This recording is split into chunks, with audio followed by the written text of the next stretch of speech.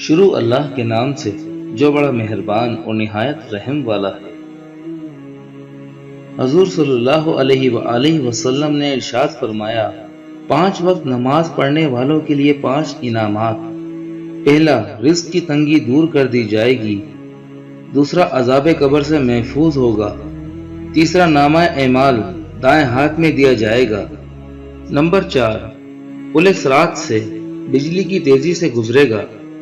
Number 5، بغیر حساب کتاب کے جنت میں داخل کر دیا جائے گا۔ جب دعا مانگنا کم کریں گے تو مصائب نازل ہوں گے۔ جب صدقات دینا چھوڑ دیں گے تو بیماریاں بڑھیں گی۔ جب زکوٰۃ بند کر دیں گے تو مویشی ہلاک ہوں گے۔ جب بادشاہ ظلم کریں گے تو بارشیں روک لی جائیں گی۔ جب زنا عام ہو جائے گا تو اچانک موت بڑھ جائے گی۔ جب ریاکاری بڑھ جائے گی تو زلزلے بکثرت آئیں گے۔